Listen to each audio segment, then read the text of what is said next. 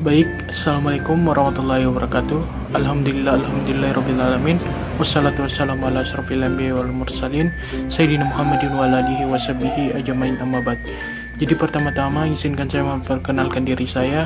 Nama saya adalah Arwan, jurusan Pemanfaatan Sumber Daya Perikanan, Fakultas Perikanan dan Ilmu Kelautan dengan NIM 072 2019 0016. Oke, jadi kali ini saya akan menjelaskan salah satu materi manajemen operasi penangkapan ikan, yaitu jenis usaha perikanan. Jadi jenis usaha perikanan ini sendiri terdiri menjadi 3 bagian, yaitu penangkapan, budidaya, dan pengelolaan. Oke, jadi kita masuk ke definisi yang pertama, yaitu definisi penangkapan. Penangkapan ikan adalah kegiatan untuk memperoleh ikan di perairan yang tidak dalam keadaan dibudidayakan dengan alat atau cara apapun, termasuk kegiatan yang menggunakan kapal untuk memuat, mengangkut, menyimpan, mendinginkan, menangani, mengelola, dan mengawetkannya. Lanjut ke definisi yang kedua, yaitu definisi budidaya. Budidaya perikanan adalah usaha memelihara dan mengembangbiakan ikan atau organisme air lainnya. Jadi lanjut ke yang ketiga, yaitu definisi pengelolaan. Pengelolaan perikanan adalah semua upaya termasuk proses yang terintegrasi dengan mengumpulkan informasi, analisis, perencanaan, konsultasi, pembuatan keputusan, alokasi sumber daya ikan, dan implementasi, serta menegakkan hukum dari peraturan perundang-undangan di bidang perikanan yang dilakukan oleh pemerintah atau otoritas lain yang diarahkan untuk mencapai kelangsungan produktivitas sumber daya hayati perairan dan tujuan yang telah disepakati. Oke, jadi kita masuk ke sejarah penangkapan ikan. Sejarah penangkapan ikan diawali dengan aktivitas penangkapan yang sudah dimulai sekitar 100.000 tahun yang lalu. Kegiatan penangkapan berdasarkan sejarah pertama kali dimulai oleh bangsa Nederland. Bangsa tersebut melakukan aktivitas penangkapan secara sangat sederhana, yaitu dengan menggunakan tangan tanpa bantuan alat penangkapan. Seiring berjalannya waktu, aktivitas penangkapan mulai berkembang dengan ditandai adanya alat bantu untuk menangkap ikan. Alat bantu untuk menangkap ikan masih sangat tradisional, yang terbuat dari barang-barang yang ada di alam, seperti kayu, batu, tulang, dan tanduk. Dalam perkembangannya, aktivitas penangkapan mulai masuk zaman peradaban perahu. Perahu yang dibuat pada saat itu masih sangat sederhana, seperti sampan yang ada seperti sekarang.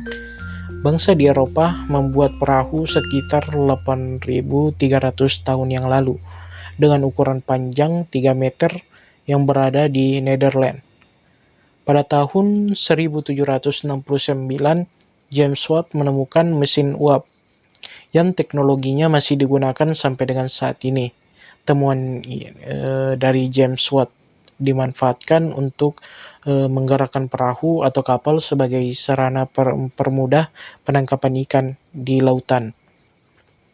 Seiring dengan berjalannya waktu, mesin uap tidak hanya digunakan untuk menggerakkan perahu, namun juga digunakan sebagai alat bantu penarik jaring dan longline.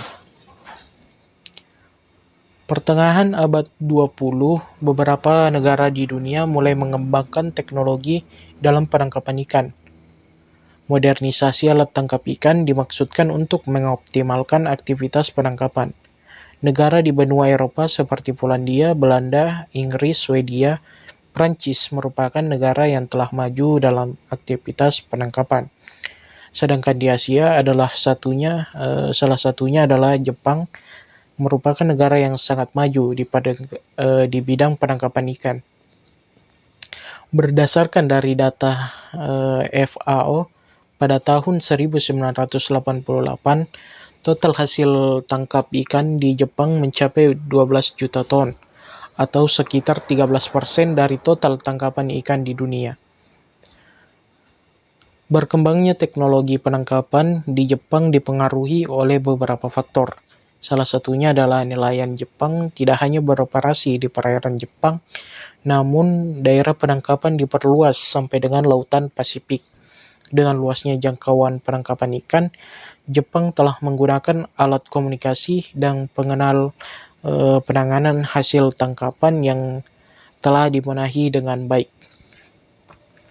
Sampai dengan saat ini, teknologi penangkapan terus mengalami perkembangan. Meskipun demikian, perkembangan alat penangkapan ikan berbeda di setiap daerah di Indonesia. Karakteristik daerah sangat menentukan perkembangannya. Misalnya di daerah istimewa Yogyakarta, aktivitas melaut baru dimulai pada awal tahun 1980-an. Oleh karena itu, aktivitas penangkapan masih sangat terbatas, terutama daerah penangkapan ikannya. Mayoritas armada penangkapan ikan di DIY berkapasitas di bawah 5 GT atau masih didominasi PMT. Armada semut ini masih sangat terbatas jangkauannya, tidak lebih dari 10 mil.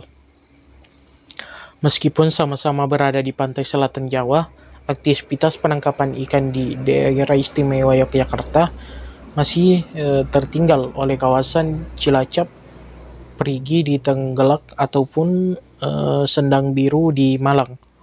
Oleh karena itu, untuk mengoptimalkan aktivitas penangkapan ikan, perlu memenuhi persyaratan penangkapan yang dibutuhkan.